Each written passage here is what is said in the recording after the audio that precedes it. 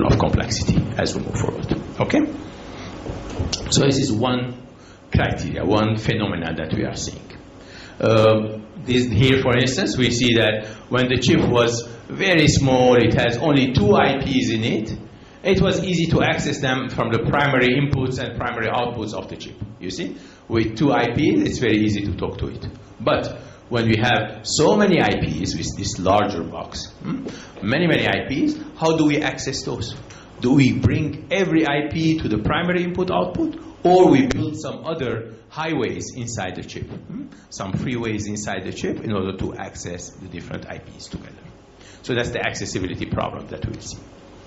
Also, we are seeing that number of hierarchies are increasing in the design of the chip. In the past, we used to see one IP in the SoC or the IP to the SoC, one level difference. Now we're seeing multiple levels. See, for instance, here you see memories, SRAMs, are sitting inside this core. So these boxes are IPs in a core which is a bigger IP, right? But this is one level of hierarchy. Then this core is sitting in the CPU, which is another level of hierarchy, which is sitting in this sub-chip, which is sitting in this big SoC. Okay? So there are nesting IPs inside IPs inside IPs that we are seeing here, which means that accessing needs to be done in a hierarchical way. So you have this hierarchy, you have some IPs here sitting in a larger box, sitting in a bigger box. So the SoC itself contains multiple layers or multiple levels of hierarchy in it, and therefore when I come to access one lower level IP, I have to go through all the higher level IPs to access it and reach there and apply the testing of that small IP via all the levels. Okay? Does it make sense? Okay, questions? Yes, please.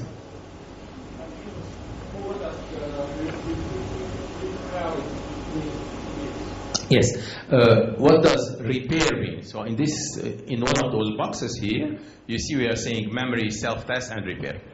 Now, while the gates that we saw, those AND gates, OR gates, those stuck at zeros and ones, are not fixable, not repairable. If it happens, your chip is bad. In logic. So digital logic is not repairable in principle. However, we'll come later on together to see that the memories, especially SRAMs, are repairable. If there is a defect that is happening inside that SRAM cell, we will be able to repair that SRAM. So once we test it upon manufacturing and we find out that there's this defect in the memory, we don't throw that chip away. We don't say this chip is bad. We say this chip may be bad or may be repairable. And then we apply repair scheme on it and we see if that memory cell or that memory unit itself is fixable, is repairable. And in many cases, we will see that the memories do have this nice possibility of repairing. It depends where in the memory that failure is happening. If that failure is in the decoders or in the IOs, maybe less possibility to repair them. If it's in the bit cells, there's a higher possibility of repairing them. Now, you will ask me, how do you repair it? With this 7 nanometer bit cell, how I can go inside and fix it? I don't go inside, I don't fix it. However, I use redundancy. You know what redundancy is? Redundancy is like extra cells. Like in your car, you always have a 5th wheel in the back. You have 4 wheels that are working. If something happens to one of your wheels, you can replace that tire by the 5th one. So you have spare. Spare is extra, that is redundant. The memories today do have also spare bit cells. So where you cannot fix the bad one, but you can swap it with a healthy one instead. Okay? So the way the repair is done is not by fixing the bad cell, but rather switching it with a good cell instead. So you need this 5th tire for the memories as well. So you need redundancy, you need extra bits, extra columns, extra rows. Those extras are sitting there waiting for repair purposes. Okay? And we'll discuss that more later on. Make sense to you? A little bit. Ask more. So in just the memory have this function, or other IP block also can have this functionality? Typically, logic blocks do not. It is possible if you duplicate it, if you replicate it. You have this block, you have a second one waiting. If this is bad, then you use the second. It's too much extra hardware, so it's not practical. So conceptually it is, practically it is not easy to do that for logic. For analogish block, for high-speed I/Os and so on, there is some repair possibility there as well, in the sense that you can play with calibration.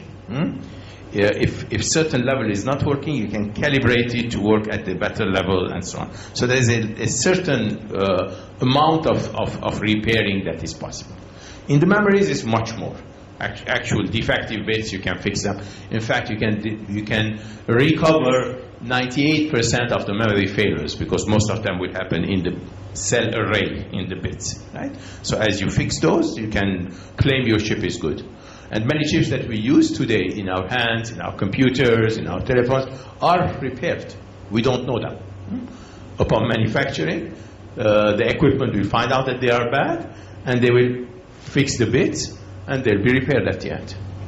So when we receive them, they are repaired. The original one was not working, but the spare elements, the extra redundant elements, are replacing them, and the chip is working. Okay? Good. Other questions? Yes, go ahead.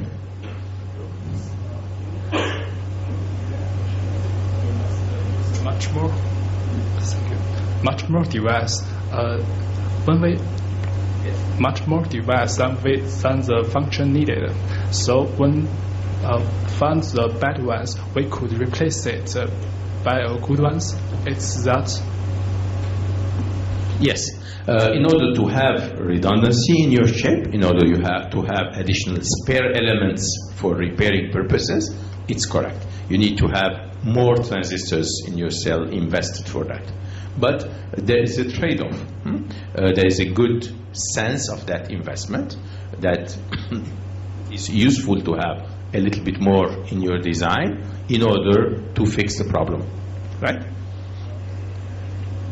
Okay. Other questions?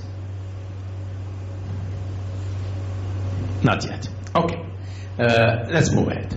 So we spoke about this complexity and the hierarchiness of it, and the fact that the IP blocks are inside each other, and therefore you need to recover this nesting problem by having better accessibility. Also, the digital logic goes hand in hand with it as well, in terms of the number of transistors that you are handling, number of gates that you are handling. And again, you need to do divide and conquer. That is, if you have, not IP-wise, even a single IP has huge amount of gates, you need to be able to go inside. Here, for instance, you see certain blocks that have over 100 million gates in them. You need to come and divide and conquer, not consider that whole block as a single one, but rather split it into multiple blocks and be able to test the different chunks of it. Like this. If I have here different sets of blocks that are sitting, I'll find the natural divisions of that in the SoC, and I'll say that I will come and divide it and do the ATPG, that's the automatic test pattern generation, on the individual subchips or blocks, rather than doing it on the entirety. For that, I need to have certain boundaries around those blocks. I need to be able to divide those colored boundaries that you see, are boundaries that I need to create within my DFT infrastructure in order to be able to partition the chip and do the testing of it hierarchically. So that we call those boundaries controllable and observable elements in order to reach them and in order to be able to handle each one of them separately as a unit. Okay? Instead of thinking of this whole thing as a one piece of logic that I am testing, I will be doing it hierarchically. That's simple.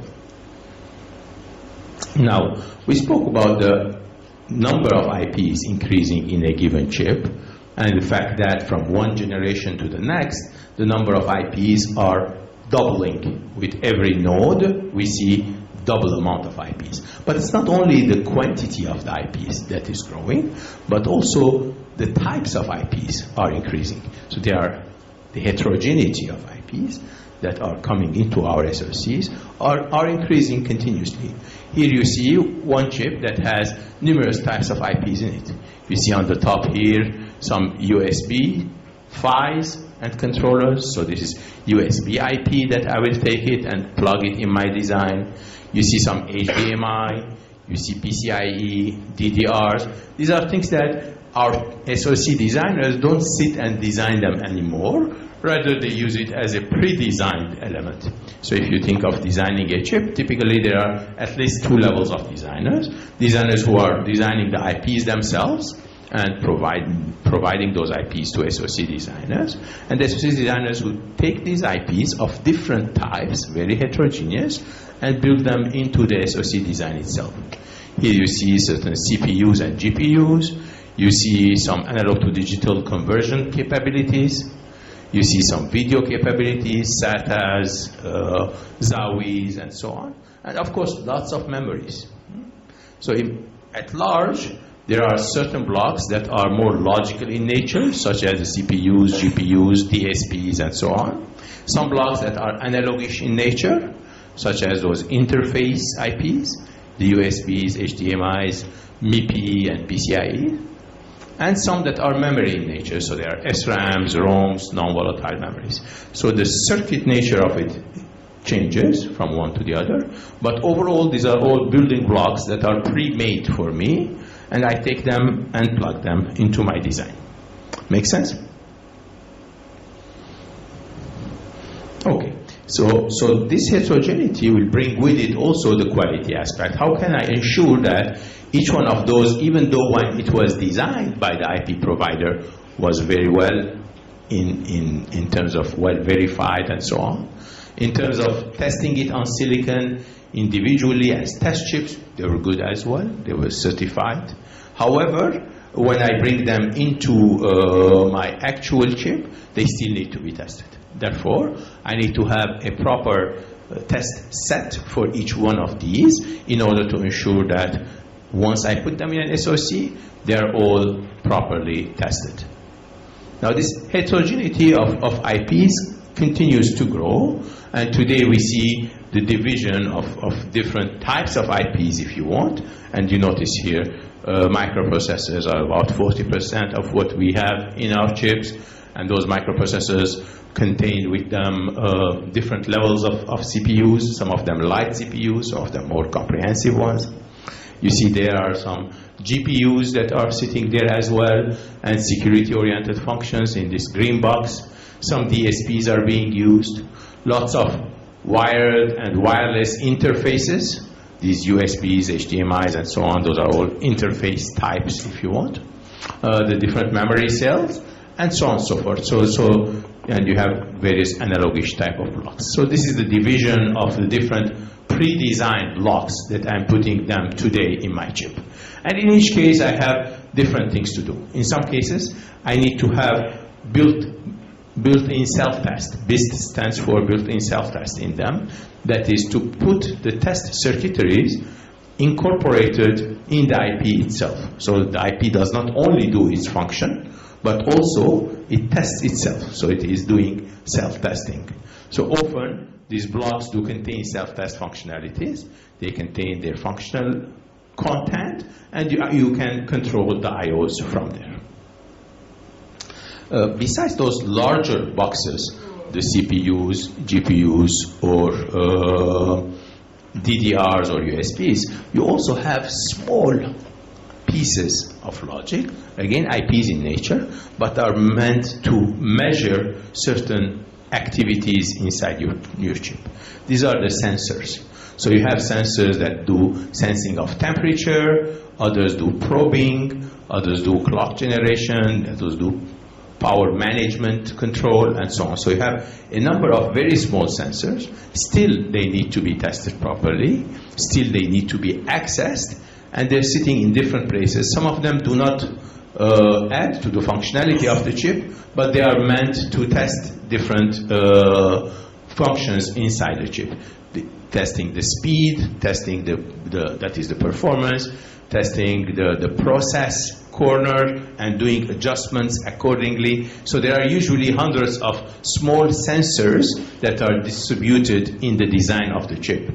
And those sensors, you need to talk to them, you need to access them, test them, get results from them. So again, accessibility to these hundreds of sensors that are sitting inside the chip is an important element. And later on, we'll talk about how to access them, what are the different ways. Are these standardized ways, there are custom ways, and so on. But think of it that you have many, many IPs that are complex enough, but also you have many small sensors that are sitting in the chip as well. Today, we're seeing an increase in the IPs that are coming from third party. In the past, most of the IPs were done by the same chip companies, by the SoC group, used to also have certain IPs that were developing. But we are moving more and more towards obtaining IPs from third-party sources these days. So whether we are in data processing, in automotive or industrial, we see lots of IPs that are being obtained from external sources. And this market of IPs is growing continuously. One of the phenomena that we see also is the percentage of memories of a given system on chip. If you have an SoC, as we agreed, we have some digital logic, some memories, some analog blocks. Over time, we saw that the red is the memories. The percentage of memories is increasing continuously versus logic and analog blocks. Which means that, and the reason is, there are several reasons for that. One of the reasons is that the processors themselves are requiring more memories. The other one is all these video handling activities that which require lots of memories. And as a result, a larger amount of the chip is filled with memories. What does having more memories mean for a chip? If you look at a picture of a chip design, you would notice that the memory parts of the chip, or the SRAMs of the chip, or the flash of the chip, is much denser than the digital logic. So the density of transistors is usually double the amount when you're dealing with memories versus digital logic, that is gates and flops and so on. Now, having a denser entity means that the defectivities can be more. In a small square area, with the same number of defects probabilistically in the square area, you can cause more problems in the memories versus in logic. That's why when you ask the chip manufacturers, they have a measure called defect density. So the defect density for memories is usually double of the defect density for logic. Being denser means that we need to be able to detect those and also, if possible, diagnose and repair them too. So the more memories you have on the chip makes your detection and diagnosis problem even harder, because there is more defectivities to deal with if you have more percentage area-wise on your chip filled with memories versus filled with logic. Okay? So that is the difficulty. For design, it is nice to have memories, because usually memories, you can generate them with a nice IP generation tool. You don't spend too much time on it. It is very homogeneous. It's very nice to create more and more memories, whether you have this much memories or doubling it or quadrupling it. Doesn't require additional design effort. It makes design easier. You can fill your chip very easily. However, from a defectivity point of view, that increases the probability of having problems. And therefore, we need to have the necessary self-testing and repairing capabilities built into that memory infrastructure as the percentage of the area is increasing for memories. Questions?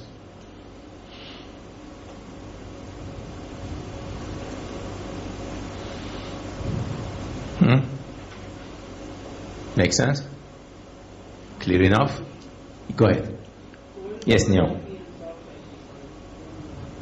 Good question. What is hard IP and what is soft IP?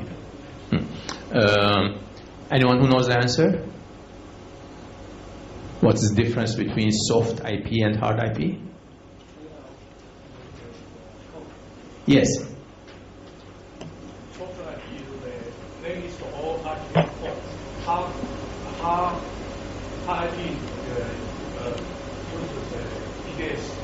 Yes, very good answer. That's correct. So certain IPs are better if they come in a soft way, and soft way is RTL level description.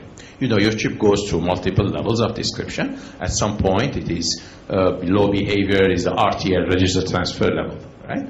And then you synthesize it, you get the gaze, then you get to GDS. GDS is the layout level. Now, certain IPs, such as processors, CPUs, GPUs, and so on, are usually provided at RTL. You provide that IP to the SoC designer. The SoC designer integrates it, configures it, so there's more abilities to configure and so on, and then goes to GDS, of course, eventually. But the IP provider hands that IP in RT level description, in RTL. Security IPs are like that. Some safety IPs are like that. They are in RT level description. However, there are some types of IPs that you cannot do RTL level. You need to do more detailed level analysis and detailed level description, such as memories. So if you're buying memory IP from someone, that memory IP will be at the layout level because it's all optimized. They have more analogish nature. Analog IPs are also GDS level, layout level.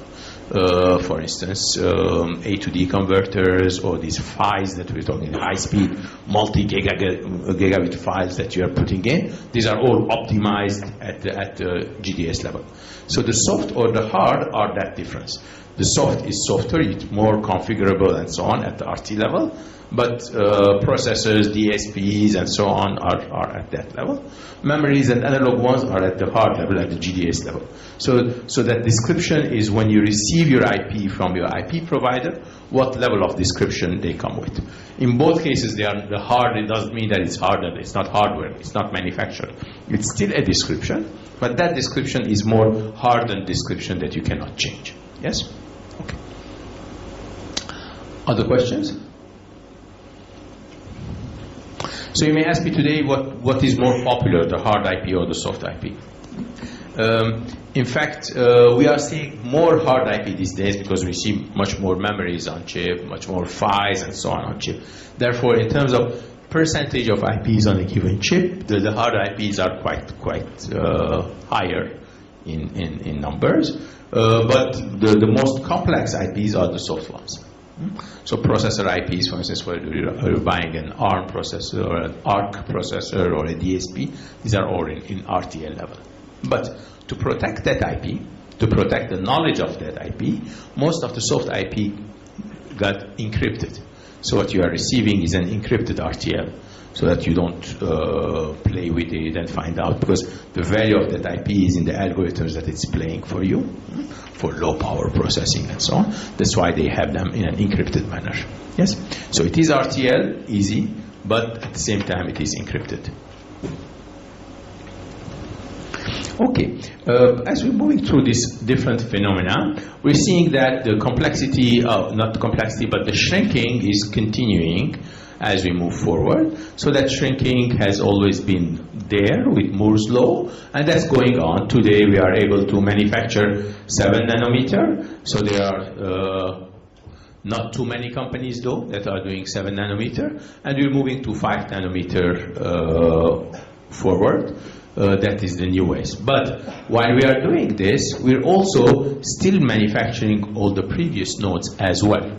So when we speak about 7 nanometer today, it does not mean that all the chips are in 7 nanometer. Only a small fraction of the new designs move to the new nodes. There's lots of chips that are still being designed on previous nodes. So the previous node, 16 nanometer, is very valid. 28 nanometer is valid. We still have IoT chips that are being manufactured today with 180 nanometer. Okay? So when we move to the newer nodes, we don't drop the previous ones, but we continue shrinking in order to obtain the area advantages, the speed advantages, and the power advantages of the new ones if they are necessary. If they are not necessary, it's cheaper to do the older nodes. It costs less to do older nodes. Continuously, the price of manufacturing chips goes down for the previous nodes as the new ones do appear. But the new ones are more difficult to manufacture. So if I talk about 7 nanometers today, there are not too many companies that are moving into that domain. Only one of them moved so far, but the others are following, but not too many of them. Back in 40 nanometer, we used to have over 20 companies manufacturing chips. Prior to that, we used to have, at some point, 40 companies manufacturing chips around the world. Every Japanese company, so everyone used to have its own semiconductor manufacturing capability. As we started shrinking, many companies dropped manufacturing. They do their chips, but they manufacture it elsewhere. Okay? So today, if I look at the 16-14 domain, how many companies do you think there are in the 16-14 manufacturing? 16 nanometer or 14 nanometer? 3. More than 3, there are 5. So there are 5 companies that are doing 16 nanometer and 14 nanometer. So that level. With 7, there'll be probably less than 5 as well, even though all 5 of them are attempting to go to 7, but